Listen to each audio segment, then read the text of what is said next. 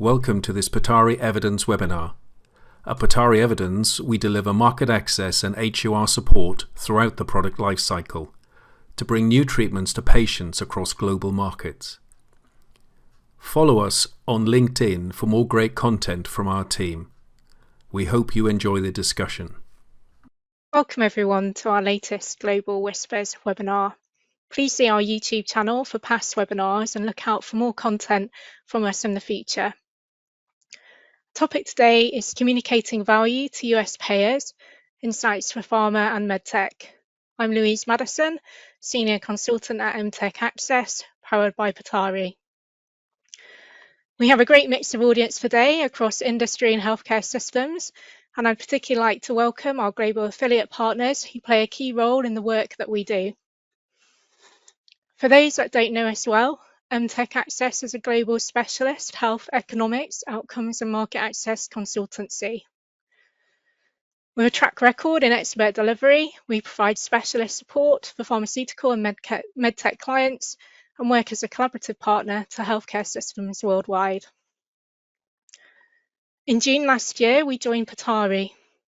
Petauri has brought together some best-in-class companies with recognised experience in market access, medical affairs, payer marketing, and more. In particular, Petauri has connected us with new colleagues in the US with a wealth of US market access experience. Petauri recently launched the ACE team, which is their Access Customer Experience team, an in-house team of former US access decision makers with experience across all areas of US healthcare, including Medicare, Medicaid, and commercial. I'm delighted to be joined by a few members of this team for this webinar today. Today we focus on communicating value to US payers, insights for pharma and medtech. I'm delighted to welcome our guests from Petauri Advisors and the ACE team, Rory, Dan and Shana, who bring a mix of experience as former US access decision makers, as well as insight from pharma and consultancy. Welcome all. Please could you take a moment to introduce yourselves, your backgrounds and current roles within Petauri Advisors. Dan, I'll let you start first. Excellent. Thanks, Louise. Hello, everybody. My name is Dan Vanderpoel. I've spent my entire career in the world of market access. Pharmacist by education, and then after graduation, started working for one of the US payers named Humana. Spent about a decade there, really focused in the notion of trade relations, which is rebate negotiation, as well as formulary development. More recently, over the past decade or so, I've spent my time focused on strategic payer marketing, as well as payer strategy work here in the US. So delighted to be here with everybody. Rory? Thanks, Dan. Rory Davies, also a pharmacist by training. I've spent my career doing different things. I've worked in hospital settings, I've worked in retail pharmacies, but I've spent the bulk of my career in managed care. So I was the pharmacy director for a state health plan, worked at a couple of different PBMs. I was in a leadership role at Cigna, one of the largest payers in the United States, when Cigna acquired Express Scripts, one of the largest PBMs in the United States. My team was responsible for a number of things, but primarily it was how do we decrease costs on prescription drugs within the United States. My team also, because we were really, really good at that, we also focused on total cost of care evaluations. Do medications offset medical costs when given in certain situations? So my background is mostly payer in the commercial space and not necessarily Medicare. Shana? Yeah, thanks, Rory. So I would say similar to Dan and Rory, I am also a pharmacist by background and also spent quite a bit of time in the Medicare as well as commercial and payer spaces. So I also come from a payer background, having worked at Cigna, really supporting some of the benefit designs, particularly around complex areas like oncology. Also spent time at Express Scripts as well, and at both Cigna and Express Scripts was in more of an industry relations role where I was negotiating rebates with drug manufacturers and really supporting a lot of the unique medical benefit products in spaces such as value-based contracts, gene therapies, biosimilars.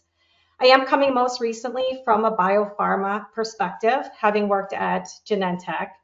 And while I was there, I did support medical affairs as an executive director in a cross-portfolio role, really engaging with payers, PBMs, GPO type entities around market access conversations, really supporting the value that products bring to patients and optimizing outcomes.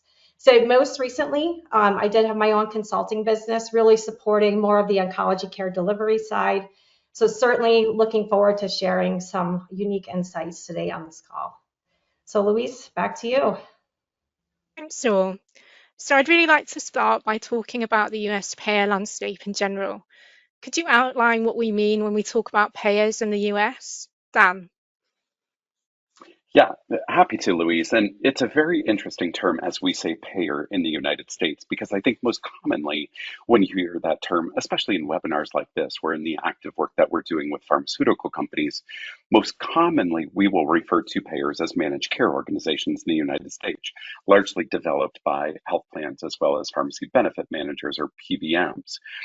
But if we take a step beyond that, those are typically the administrators of the payment system within the United States. I think it's important to acknowledge that the actual financier of them, or the person that's actually paying them, most commonly in the United States are the employer groups of individuals less than 65 and or CMS, the Centers for Medicare and Medicaid Services, for our seniors as well as for our Medicaid populations here in the United States. So important distinction there to say, are we saying literally who is the payer, meaning the person funding it? That'd be CMS and employers, or are we meaning payers as the people administering these benefits, those being more the managed care organizations? Okay, thank you. And is there common themes between these two buckets in terms of specific needs and requirements when we're communicating value? I think and I just want to add a little bit to Dan's comments. So when we think about payers in the commercial landscape, so think of people that are employed that are getting their health insurance through their employer. There are different buckets within that landscape as well. Does the payer or the health plan take on risk and manage the entire benefit, medical and pharmacy? Or has the employer decided, you know what, I'm going to go with my medical coverage over here, but I'm going to take all of my pharmacy coverage and put it over here because I trust these other groups to manage it better. And when you think of medical management within the US, getting your drug at your doctor's office, going to see your physician, going to the hospital, the management is regional and national dependent. And there's lots of regional and national players. And those regional and national players need some different things than you would expect. But there's lots of them. When you think about the commercially insured, I get my insurance through my employer. When you think about the pharmacy management piece, there are three really big players. So those big players are pharmacy benefit managers, Optum, CVS, and ESI. And between the three of those, they generally manage about 80% of commercial lives in the US. And they tend to need something a little bit different than the health plan and those other payers. So it's a really interesting dynamic within the commercial landscape of the options employers have to choose from. Do I decide to use Cigna or Aetna or United Healthcare to manage everything? Do I just trust them to manage my medical side of the house? And then I'm going to carve out my pharmacy side to somebody else and let them manage. It's a really interesting dynamic world. And all of these payers, they all want something similar, but they also want something different as well. And that's just kind of the nature of the US healthcare system for employees and employers. I think those distinctions that Rory mentioned are really important because it links back to your question, Louise, of as we think about value communication, it becomes incredibly important to understand which of those facets the US payer is that you're speaking to, and how do we then change the way that we're thinking about value communication to them? Do they take risk? Are they simply a third-party administrator? Are they actually managing both pharmacy and medical, or is it just one or the other? Each of those dynamics that Rory started to walk us through, Louise, do play a fairly significant role in the way that we think about communicating value to those stakeholders. Thank you. Shana, did you want to add anything else in? No, I mean, I agree with everything Rory and Dan said, just in terms of understanding where there is commonality, just to keep the story simple. I mean, at the end of the day, I think everyone's really aligned around, safety, efficacy, as well as economics.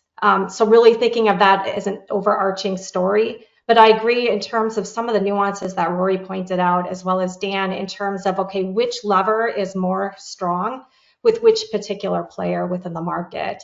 And I think that's where, some of the fun part comes when it comes to healthcare, is really thinking about, okay, how do you craft your messaging and how do you craft your evidence in a specific way that resonates with that particular stakeholder?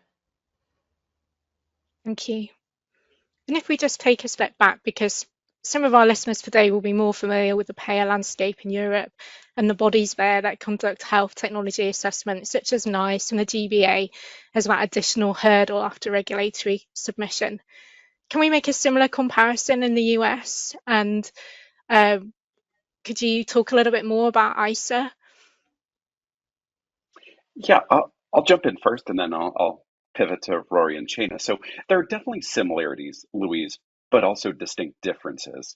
If we think about the similarities, each of those managed care organizations that we had just mentioned do have pharmacy and therapeutics committees. As new products are coming to market and as new devices are coming to market, individuals that sit within P&T committees are reviewing them. We're looking at the safety, we're looking at the efficacy, we're looking at the economics, as Shayna had just mentioned, to do some of that cursory review. So everybody from a US standpoint is looking at that then, which in some ways is the basis of formulary access of those medications. However, as you mentioned, there's a different dynamic of organizations like ICER that do tend to function a bit more like some of the European bodies that you had mentioned, where they're taking a bit of a different approach, a more economically based approach. I do feel like there's varying degrees of interest, shall I say, from a US payer coverage standpoint with respect to the output that they have. I think there's very interesting work going on by those organizations. I think the biggest downfall that I see from a US payer standpoint is typically those analyses that they're running tend to be fairly far in nature from when those products have been approved and launched onto the US market. So that gap between when product availability happens versus when something like an ICER economic analysis comes out is so differentiated in timeline that it somewhat negates as much utility as we would like to see otherwise. But that said, Shayna, Rory, feel free to agree or disagree with kind of that point of kind of how ICER plays into sort of coverage policies in the US. Yeah, I agree with your. Go ahead, Shayna. I No, agree go ahead. with Go your ahead. point, Dan. I would say, as well as the other limitation I've seen, is that ICER just really isn't able to review everything, right? So in the key categories that ICER is reviewing, ICER does become important. And we see that because payers are starting to use that information in terms of negotiation leverage. We also see biopharma companies engaging even early, even before ICER releases the report, just to provide some background information, where they can. But I still believe at the end of the day that there is some gaps there. And so different companies look at other avenues in addition to ICER to really provide some solid pharmacoeconomic information. And Rory, please feel free to add. I'm going to counter, just for fun. I'm going to counter. ICER does some really interesting things. So the FDA in the United States, the Food and Drug Administration, this is a safety efficacy body. Drug is safe and effective, and it gets approved, it gets an indication. It is not a cost effectiveness body. ICER does cost effective research in the United States. As a payer, I've used ICER to help negotiate additional value from manufacturers. I don't generally use ICER for formulary or management decisions. It just doesn't happen. So within a payer, I've got two bodies. I've got a clinical body and I've got a cost effectiveness body. My clinical body sits over here, and as Dan mentioned, this is a P&T committee. This is a group of independent physicians that make decisions on the drug if the drug it should be added to the formulary. And most drugs are what we consider a may add. You don't have to add it, you could potentially add it. The cost effectiveness committee takes that information And this committee has a group of actuary and underwriters that take that information and then determine formulary coverage. But at the end of the day, they're not always the payer. It's the employer that's the payer. So when we think about the quality adjusted life year, the ICER cost effectiveness research, and who the end payer is generally the employer. And there has been some payers in the US that say, you know what, we're going to use the cost effectiveness threshold, and we're going to say no when it goes above that cost effectiveness threshold. So these were some programs that were rolled out 5, 6, 7 years ago, and they just haven't gained as much traction. So I would say ICER is important. It's used as a bargaining chip. It uses leverage to have additional conversations with manufacturers. And sometimes there's been cases where the price actually comes down for the drug as a result of those ICER thresholds. So I would say, yes, absolutely use it. It's generally not used for formulary decision making. Thank you all for that. That's really helpful. Dan, did you have anything else to add? No, I think Rory hit it spot on. Perfect. Okay, let's talk a little bit more about the evidence requirements, both clinical and economic. So could you give an overview of the type of evidence required by the key payers in the US? Shana? Yeah, that's great. So, I mean, generally speaking, the FDA is a regulated process when it is approving drugs, and typically they're focused on the clinical and safety elements. And typically what they're looking at then is randomized controls clinical trials, really looking for statistically significant improvements in clinical endpoints with acceptable safety. Payers, on the other hand, well, they are not going to consider a product for formulary adoption unless it has FDA approval. I think they go a little deeper from the standpoint that they're going to think about, okay, how was the product actually FDA approved? So as an example, was it under an accelerated approval? Was it with surrogate endpoints? And I think a notable example of that, many of us remember a few years ago from the Alzheimer's space. But I would say more importantly, in addition to that, payers are really going to focus more on the economic story. So they're going to think about comparative effectiveness. Okay, so is the new treatment better than those treatments that are already on the market today? Is it worth the cost? And of course, what is the real world performance? Meaning, do the clinical trials and those endpoints, are they going to translate to my actual population? Can you explain a little bit more about the pre-approval information exchange as well? That's quite important, I understand, in the payer aspect. Yes, thanks, Louise. It certainly is. So I would say back in about 2018, there was certainly a framework that really helped provide some additional guidance around, okay, what type of information exchange can take place between a biopharma company and a payer.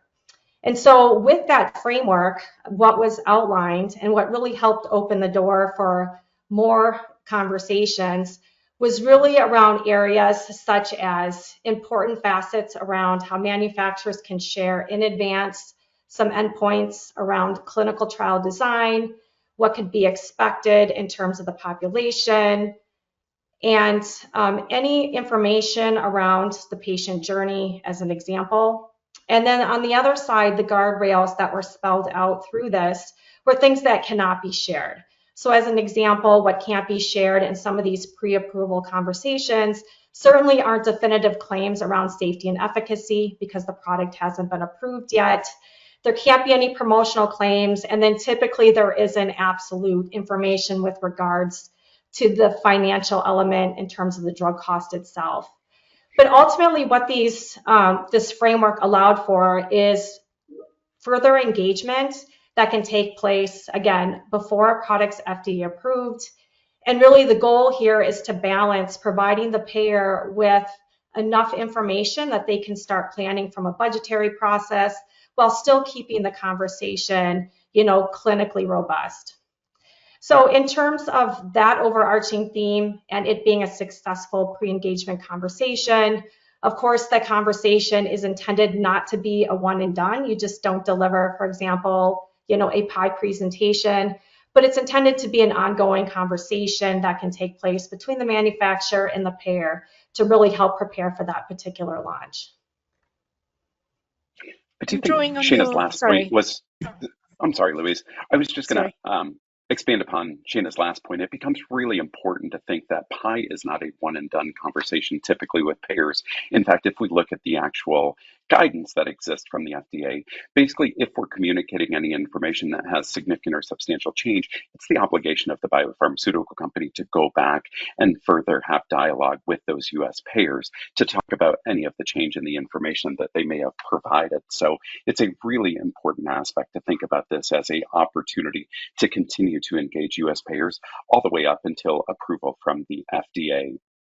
The one other thing that I was going to mention is if I go back to Shayna's first part of her answer, I think she did a wonderful job of kind of describing the importance of efficacy, safety, and the overall economic value of products. I think the one other aspect that we see US payers taking into consideration pretty heavily is also the demand aspect. As we see a product come to market, understanding what demand looks like, it really does play a strong factor in some of the decision making that they make on both sides of the fence. As Rory described, we have more the clinically leaning element of P&T, and we have the more economically leaning element. Products that are used heavily or demanded heavily by HCPs in the US are looked upon somewhat differentiated versus products that simply are not moving, that are not gaining market share. So I would just add that as an additional piece of evidence that at times becomes a really important factor from the overall decision making that occurs from a US payer standpoint. Yeah, indeed. Go ahead, Rory. I just want to expand on just this idea of cost, right? New medication comes out. So when I was at Cigna, I had a team of actuaries. That's just how we operated. We had a forecasting group that we called the oracles that are looking at drugs that are going to get FDA approved over the next 5 years, over the next year, over the next 2 years. We had some assumptions that we built in that we used to work with manufacturers on. Is this close to what your data says as well? How much cost can we anticipate? And then when the drug gets approved, like we know what our spend's going to be over the next 3 years. We can anticipate it. We can make changes to that. That's not the same everywhere. And that's not the same for a lot of PBMs. And that's not the same for a lot of regional plans. And so providing some cost forecasting is going to be important because they're going to ingest that information and make some small tweaks to it because they're not going to have the resources that a Cigna and Aetna or United Healthcare does. Yeah, and I love that point too that you and Dan have made just in terms of once the product is approved, I think that's really where the economic story can really come into play most concretely, where drug price can be shared. And often, you know, what manufacturers do try to do, and I know I've had the opportunity to deliver these tools, they're called BIMs or business impact models. And really what it is designed to do is to really help that payer or PBM forecast, okay, based on the launch of this product, how is it going to impact my population? And a good BIM, when it's designed well, has the flexibility to accommodate that particular stakeholder. So as an example, is it a population that skews heavy Medicare as an example or commercial? But by having those conversations, it not only helps then the PBM as well as the payer kind of plan and anticipate maybe 1, 2, and 3 years out. Sometimes it gets used even after launch, just to do a little bit of a check based on what Rory said, because we know forecasting isn't always important. And it really does allow that manufacturer and that payer / PBM entity to have the conversations around why the numbers look like they look, and then how maybe those two could come together and potentially think through strategies and solutions to either optimize outcomes for patients or start talking more around areas of affordability. Thank you. So what would you say would be the things that a company could do in terms of optimizing their chances of market access in the US with the right evidence? Yeah, so one area we've already highlighted a bit when we talked about the business impact models, but I do think there's some other great areas to partner around. I think real world evidence is one of those areas. So for example, when we know clinical trials are designed, patients are in somewhat of an artificial setting. We know there's inclusion and exclusion criteria, for example. And so where I think real world evidence really comes to the table is it's able to take a look at a broader population use that may be more reflective of what that population truly looks like with that particular disease state. So as an example, if you have a disease where the average age of a patient is 70 and African Americans are disproportionately impacted, and your clinical trial is heavy with Caucasian patients, you recognize then that you may have a bit of a data gap there. Likewise, where real-world evidence can really come into play is really looking at some of those long-term outcomes and really helping to assess, okay, what was predicted or expected from the clinical trial? Is that truly reflected then in the real-world evidence? So I think that becomes critically important. I also think that there is becoming a heavier emphasis on patient-reported outcomes as well. And I think the reason for that is people are really starting to appreciate that aspects of quality of life, particularly in disease states like maybe depression or migraines, for example, that quality of life element can actually impact productivity.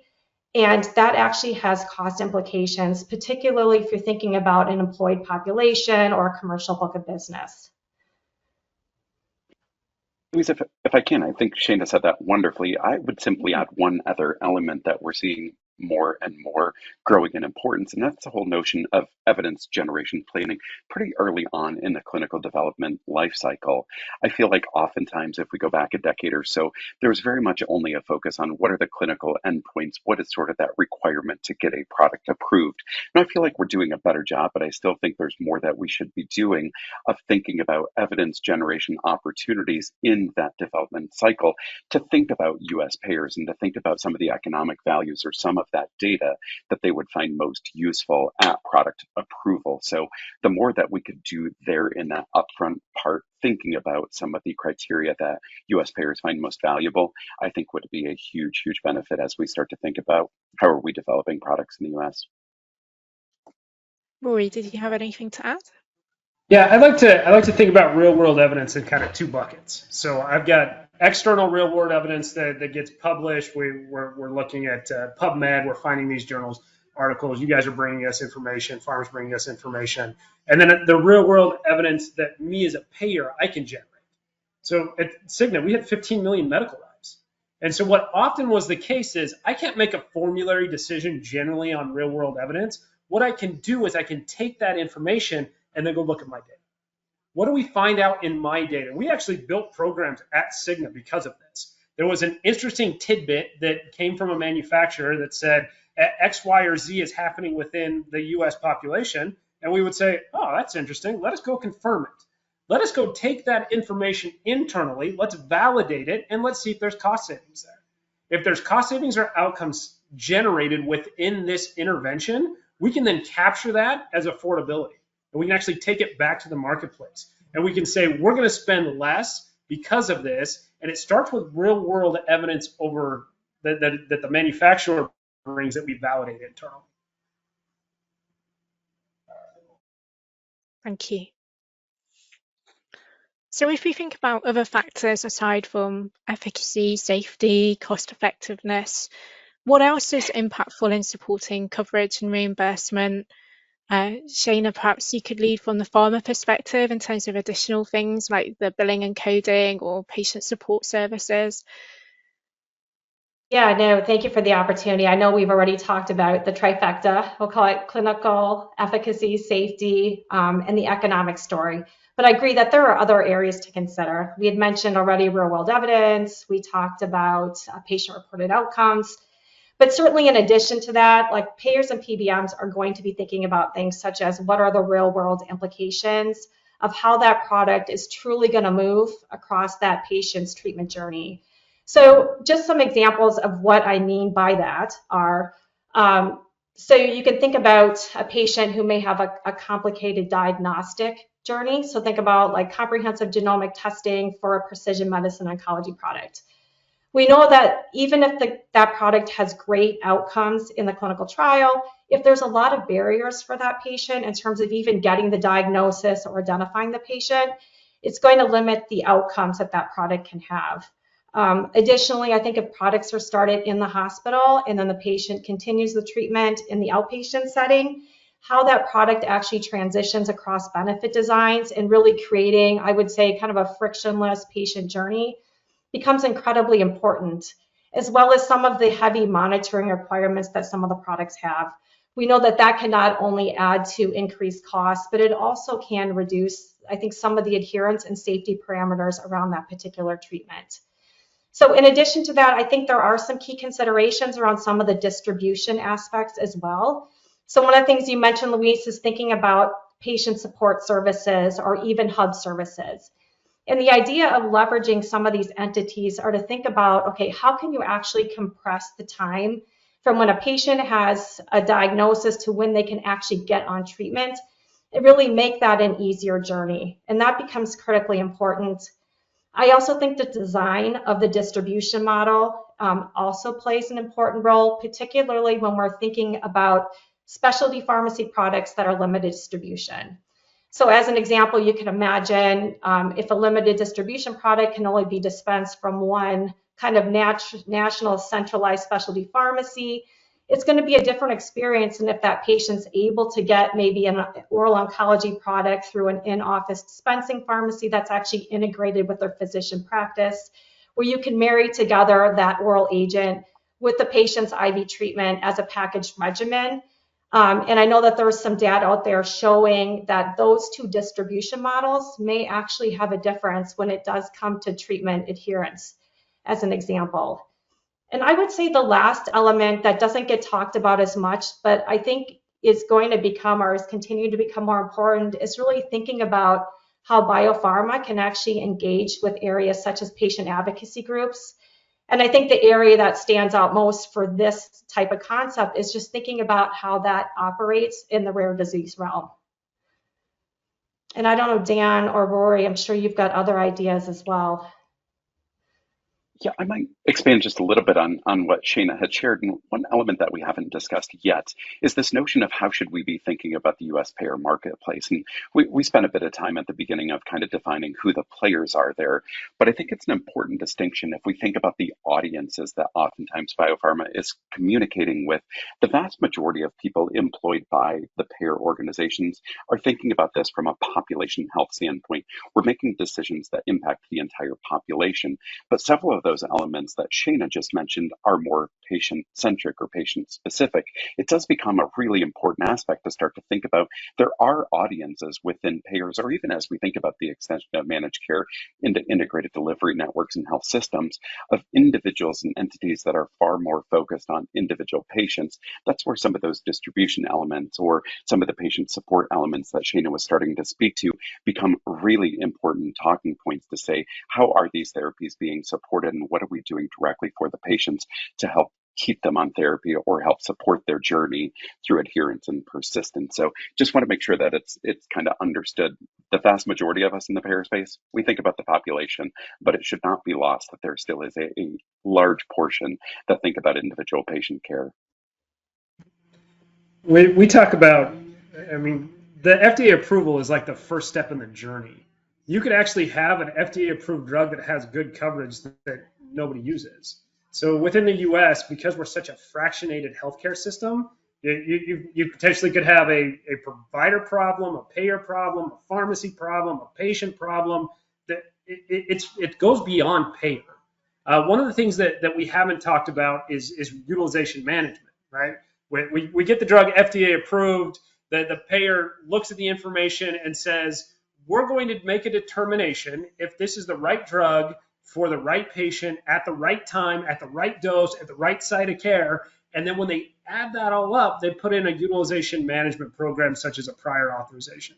So it's in the commercial space, in the US, the payers like Cigna are making a determination if they should pay for that drug even after it's FDA approved.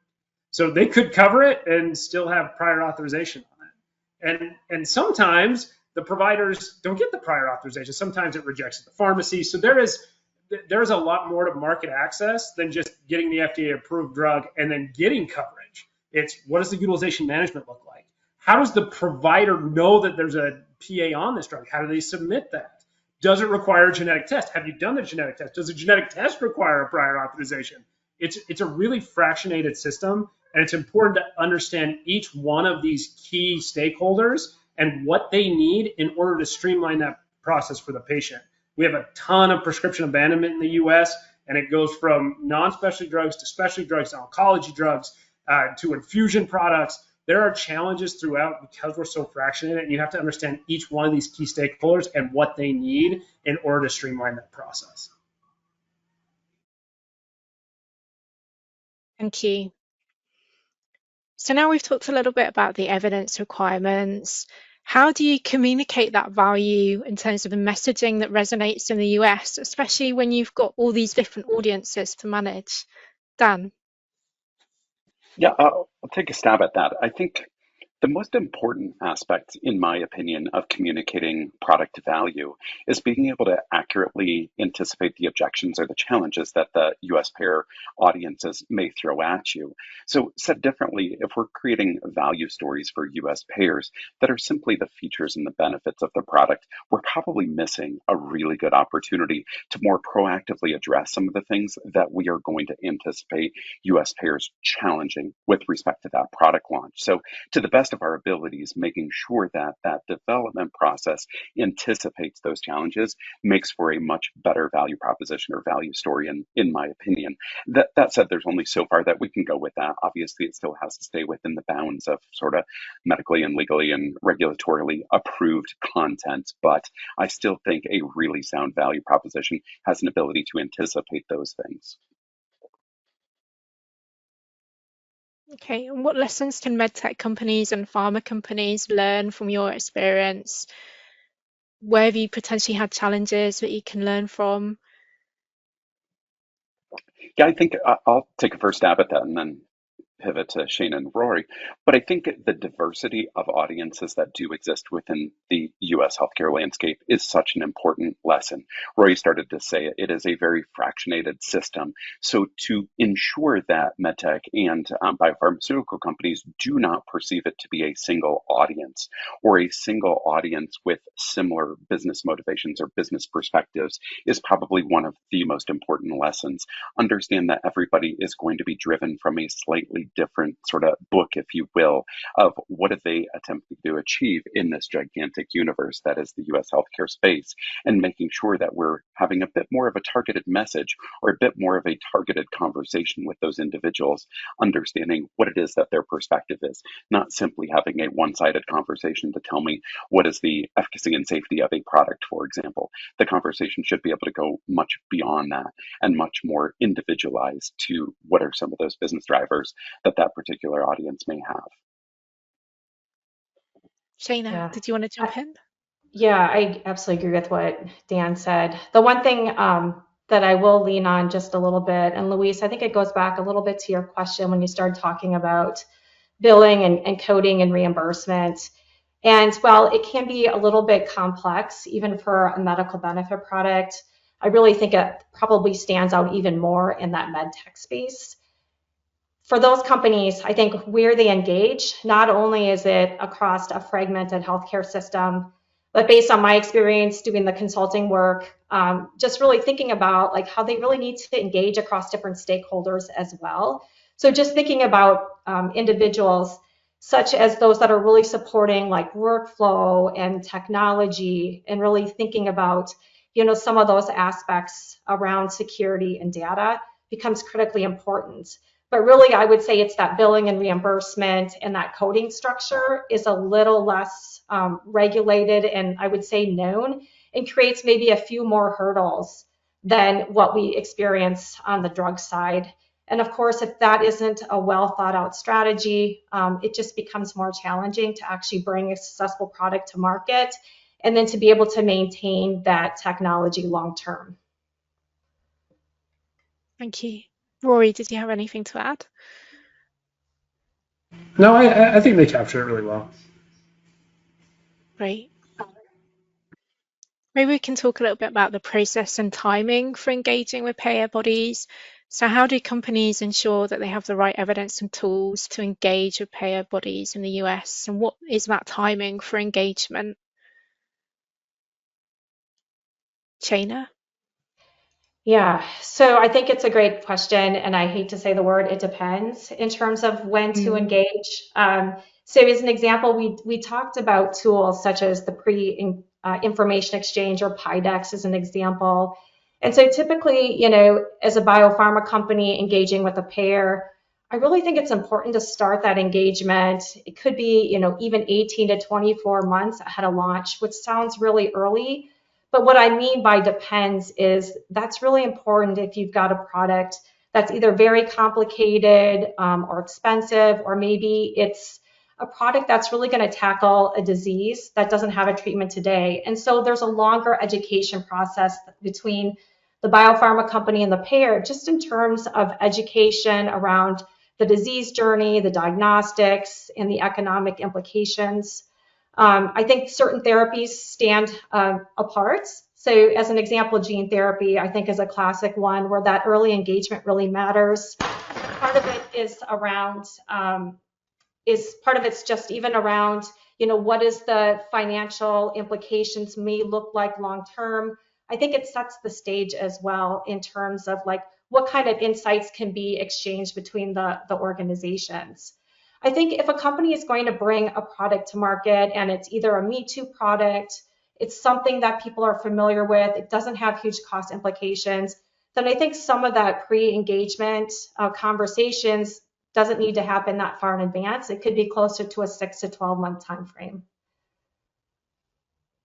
Thanks. I would agree with Shana. I think at a minimum, we should be engaging payers always at least 180 days before the PDUFA date that's been set. And then I think all those other it depends elements that Shana had mentioned then start to adjust that timeline to say, now is it a year? Is it 18 months? What does it look like? And what behooves the biopharmaceutical company for starting to engage some of those conversations much earlier than, let's say, that minimum of 180 days? I do think this is one of those times too. That things about the direct engagement between biopharmaceutical, medtech, and payers, but I think there's so much of those elements behind the scenes that we tend to work on with our partners from medtech and biopharmaceutical companies as well.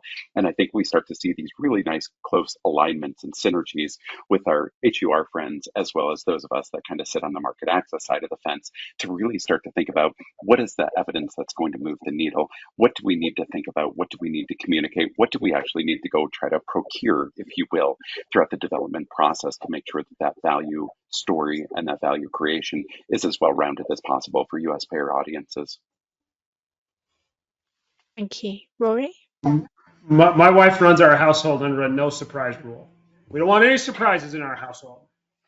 Payers the same way. Payers don't want to get surprised. And there have been some launches over the last 20 years that have actually surprised payers.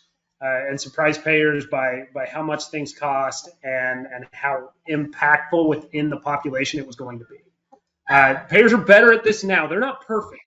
So operate under the no surprise rule. If you're going to see an AWP change, a WAC change, educate the payer in advance as much as you can about what's going to happen. As a payer, you're underwriting your business for 3 years. So I'm trying to forecast what's going to happen 3 years from now. I can barely forecast what's going to happen next week in the US right now, but I'm trying to forecast over 3 years of what the spend's going to be. And so I'm working with my biopharma partners to try to understand what is your drug going to do today? What's it going to be priced at? What's the impact of my population? What are you going to do next year, the year after, with your expanding indications? I really try to operate under a no surprise rule, and Dan hit it within 6 months of PDUFA. If you're going to make some changes to WAC or AWP, get in front of payers in advance if you can, and educate them on what's happening. New indications are really important as well. It's not a set it and forget it. It's educate the payer, and when you have opportunities, to get in front of them. And then if you see changes in the data, and this is something I used to work with my biopharma partners on, like what are you seeing in the marketplace? What are you seeing my peers do? What are you seeing with spend and trend? And we actually, within the Cigna population, we adjusted one of our programs because of, hey, this is what we're seeing in the marketplace. This is what your data is showing. Oh, we need to go look at that. Let's make some adjustments. So get in front of payers early, often, no surprises. Yeah, I really like what you said, Rory. I mean, generally when there's a relationship, like you're having ongoing conversations. And a lot of times what I found is that it's kind of regular pipeline updates. So they know in advance, okay, big picture wise, what do things look like? And then as a product gets closer to launch, you start moving into more detailed pre-engagement exchanges, focus more on one particular product. And then definitely once a product does come to market, that's where you start really focusing on those BIMs, some of the economic stories. And then I really like what Rory said, just in terms of thinking about the expanding indications and really starting to share insights as well with payers in terms of, okay, what are biopharma companies seeing out there in the marketplace? So that exchange, that information exchange, really thinking about like, how do we optimize, the outcomes of that product in that payer's population as an example.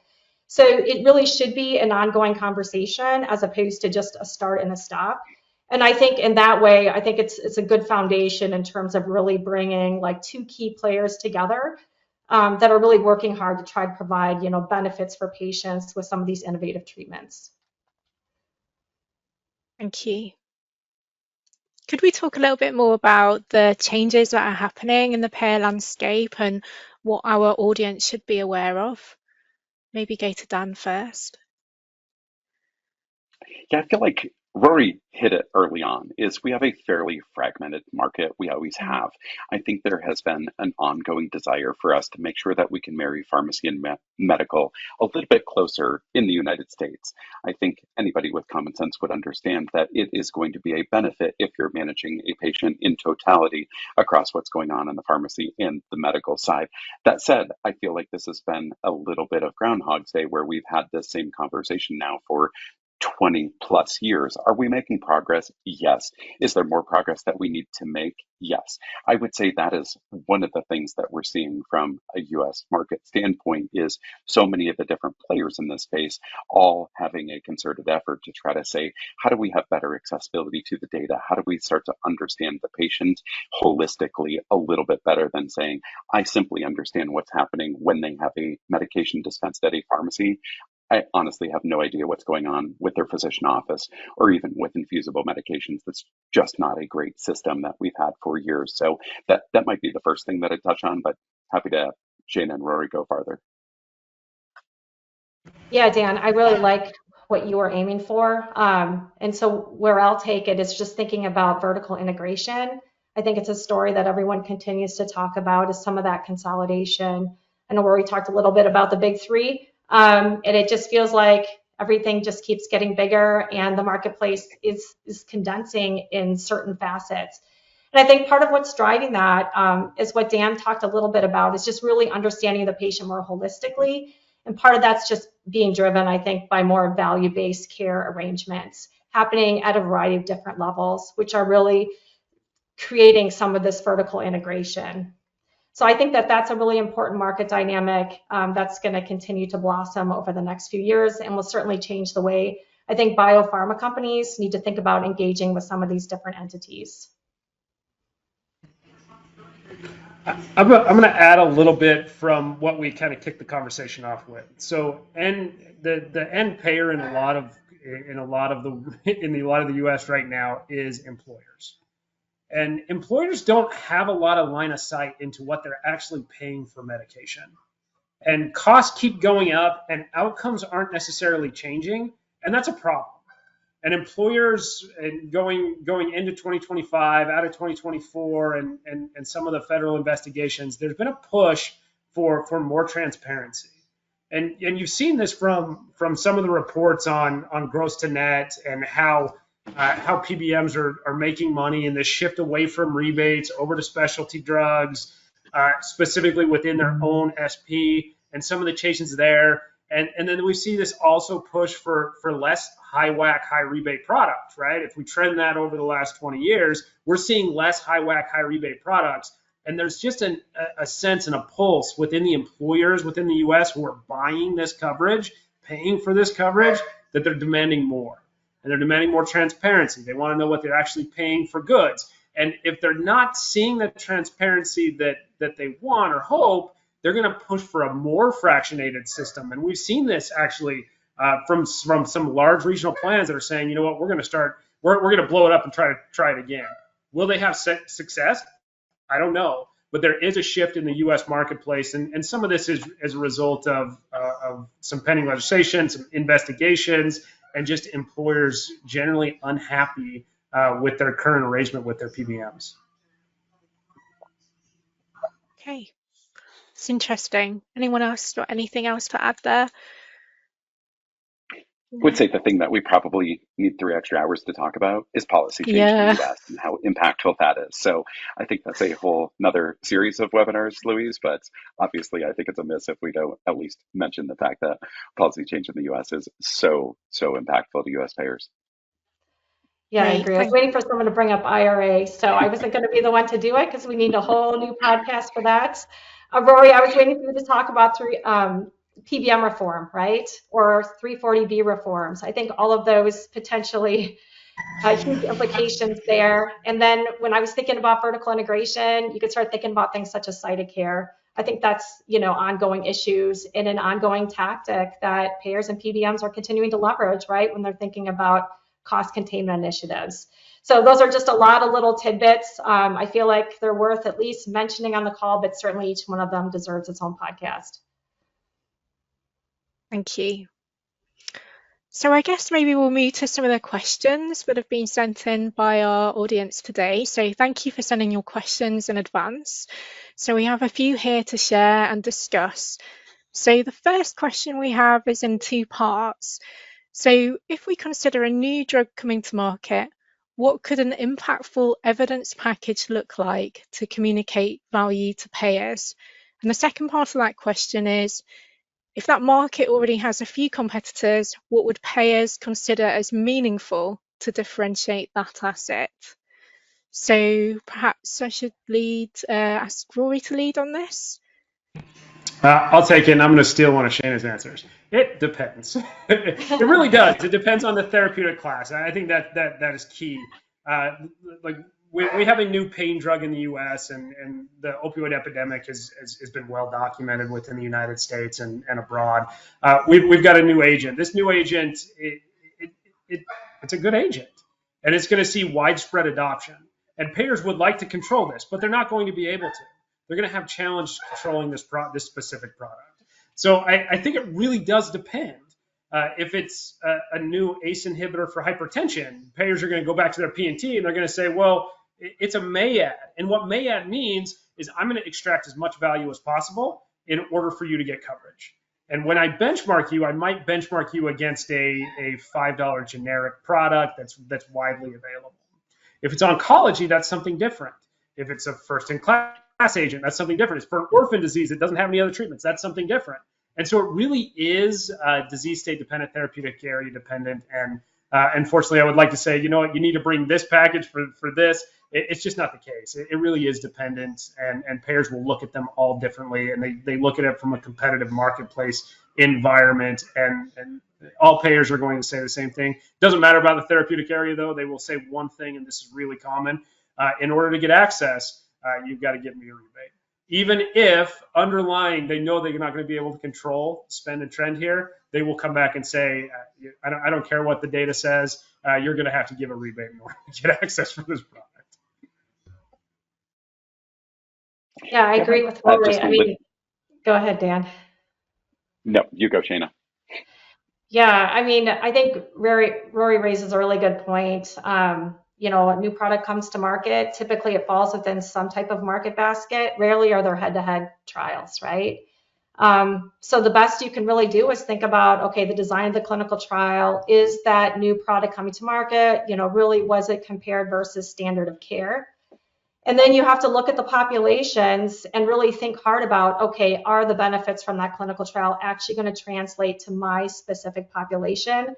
So there's got to be some credibility there that you really believe in the evidence and that it's going to deliver the value that you're expecting. And then, of course, beyond that, I think it's valuable to have conversations around downstream implications, so cost offsets as well.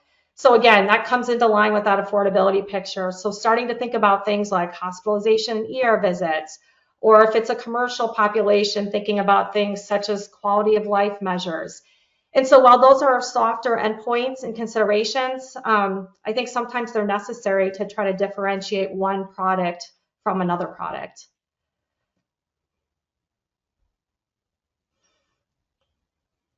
Sam, did you have a point to raise?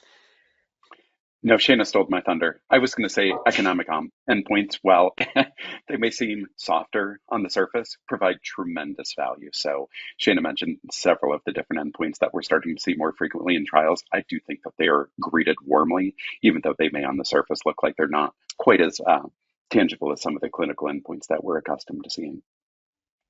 Okay, thank you. So a second question we've had is how best to test and refine value messaging in the US. Dan, could you give some insight here? Absolutely. And you may find some bias in the three of us because we feel very strongly that testing is best done with former payers. So especially in a safe space. So let's just talk.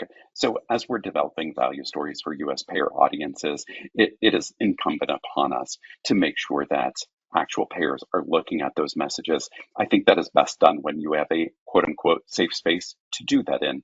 So as you think about the three of us now kind of working on this side of the fence instead of that payer side of the fence, it makes for a much different type of testing that we can go magnitudes of depth deeper of making sure that we're not posturing for a rebate or there's some bias in our responses, if you will, as we're going through some of that testing process that we know exists when we're going to be taking some of that to real payers or currently employed payers. So what I would say, it is best done in a balanced method of saying, let's make sure that we're testing through a group like Rory, Shayna, and myself that have had years of experience in this world, but also then testing with currently employed payers to ensure that there's kind of two sides of that story to make sure we're not missing anything. But I feel like it's that safe space testing, it is so valuable anytime that we're creating value messages.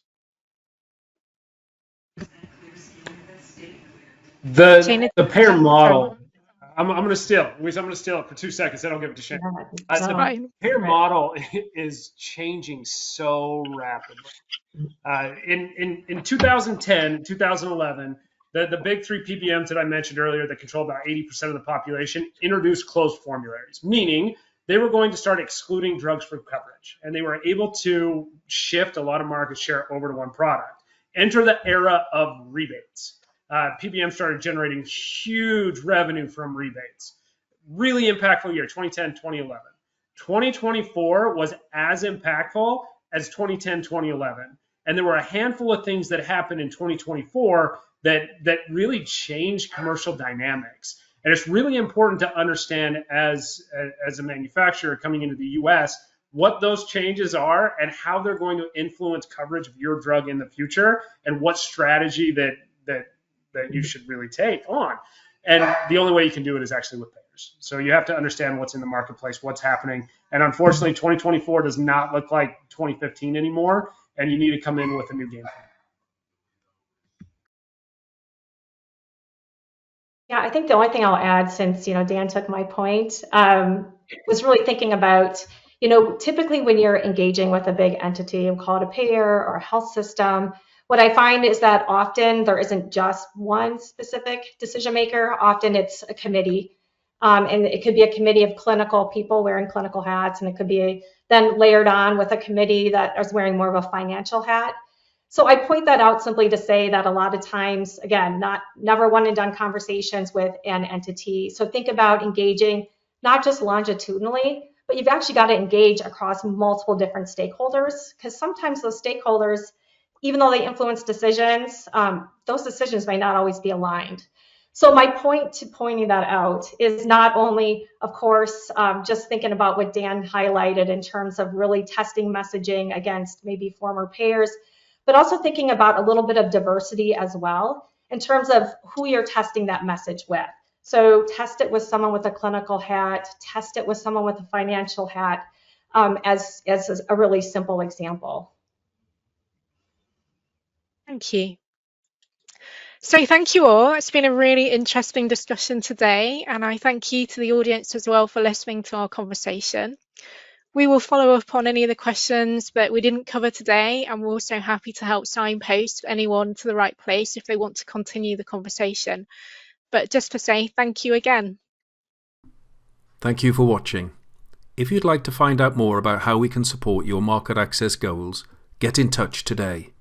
For more market access insights, follow us on LinkedIn.